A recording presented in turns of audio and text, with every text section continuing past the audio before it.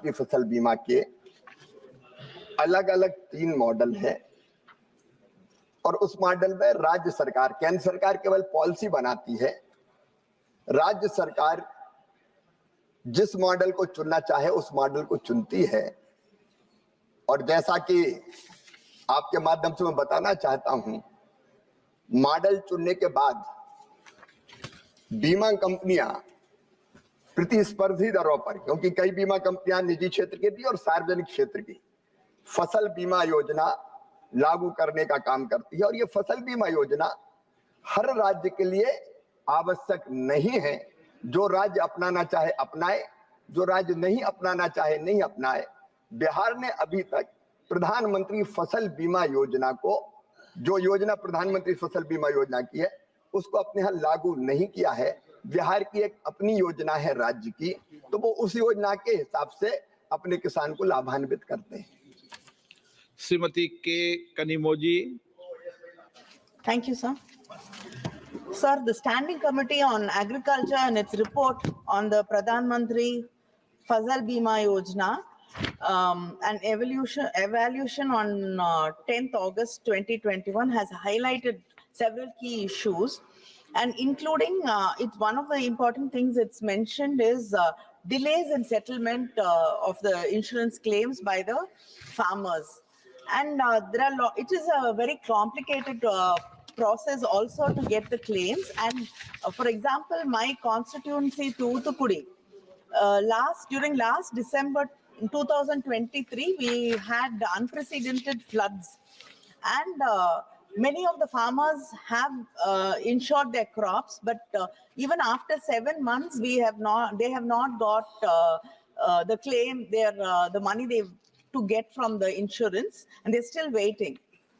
And in your reply, the minister has said that they do not plan, there's no proposal for constituting a committee of experts on simplification of the rules on crop insurance. Will the minister reconsider that, because it is quite complicated, because it has to be district wise. Unless the crop failure is district wise, sometimes they do not give insurance. It's very complicated. So to simplify it further, if will they consider constituting a committee? And also I'd like the minister to reply about Thoothukudi farmers also. Thank you, sir. Very good question. माननीय अध्यक्ष महोदय, योजना पूरे देश के हर जिले के हर किसान के लिए है। योजना की इकाई भी पहले कभी विसंगतियां होती थी कि ब्लॉक को इकाई बना दिया जाता था। अब ग्राम पंचायत को इकाई बनाया गया है ताकि ग्राम पंचायत में अगर किसान का नुकसान हो तो उस किसान के नुकसान की भरपाई ढंग से की जा सके। जो पहले की योजनाओं में कमियां थी वो हमने दूर करने का काम किया, और इसके साथ हर ग्राम पंचायत में क्रॉप कटिंग एक्सपेरिमेंट कम से कम 4 किए जाएंगे, ये आवश्यक कर दिया है। फिर एक और हमने नवाचार किया है प्रधानमंत्री जी के मार्गदर्शन में।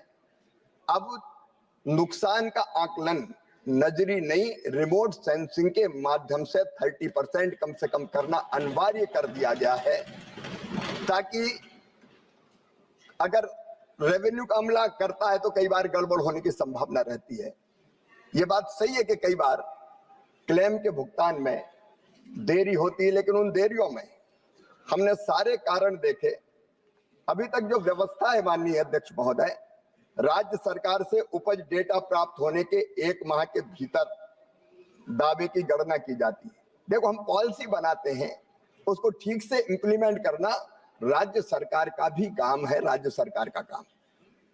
और उस दावे के भुगतान में अगर देर होती है तो अब एक प्रावधान में माननीय सदस्य जी को बताना चाहूंगा, हमने कर दिया है कि बीमा कंपनी अगर देर करेगी तो उस पे 12% की पेनाल्टी लगेगी, जो सीधे किसान के खाते में डाली जाएगी। लेकिन देरी के कारण में अगर हम गए तो अधिकांश 90.98% कारण है राज्यों द्वारा प्रीमियम सब्सिडी में अपने हिस्से को देर से जारी करना।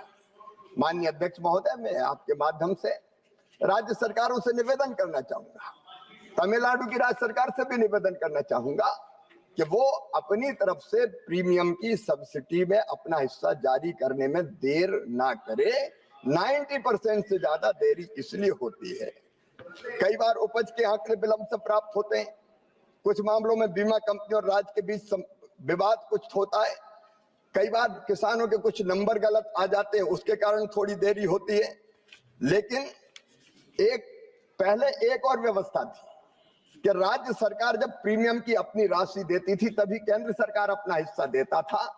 हमने एक प्रावधान और किया है कि हमने राज्य के शेयर से अपने आप को डीलिंक कर लिया है और केंद्र सरकार अपना शेयर तुरंत जारी करेगी ताकि किसान के भुगतान में देरी ना हो। केंद्र सरकार का जो हिस्सा है वो तो उसको मिल ही जाए। और फिर मैं माननीय सदस्य जी को आश्वस्त करता हूं कि अगर क्लेम प्राप्त करने में देर होगी किसान को तो इसी खरीफ की फसल से ये 12% पेनाल्टी लगा के सीधे किसान के खाते में डलवाने का काम होगा। जहां तक योजना के बारे में कोई समिति बनाने का सवाल है, आज मुझे आवश्यकता महसूस नहीं होती। माननीय सदस्य अगर कोई सुझाव देना चाहेंगी तो उनका स्वागत है। हरिंदर मलिक जी, आप एकदम क्यों उठ गए? मुझे बुला तो पहले उठ गए थे आप तो। मानवर, आपका बहुत बहुत धन्यवाद।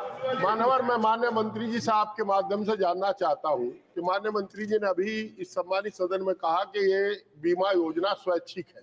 मेरी निश्चित जानकारी है कि आज हर किसान कर्जबंद है, सबके पास केसीसी है और केसीसी जो बैंक करता है वो तुरंत फसल का बीमा करता है। नंबर 1। नंबर 2, जो आप क्लेम देते हैं, जो लागत मूल्य है किसान की फसल का, क्या उसके समकक्ष है या नहीं? माननीय मंत्री जी। माननीय अध्यक्ष महोदय, जितना नुकसान होता है उतना क्लेम दिया जाता है। समकक्ष का सवाल इस पे क्या है? नुकसान के आधार पर क्लेम का भुगतान होता है। केसीसी का काटना ये भी बता दे दूं। नहीं, ये इस योजना में पहले था, अब नहीं है। ये किसान की इच्छा के ऊपर है कि वो बीमा करवाए या ना करवाए, जबरदस्ती कोई क्लेम नहीं काट सकता। एक मिनट माननीय प्लीज, एक मिनट।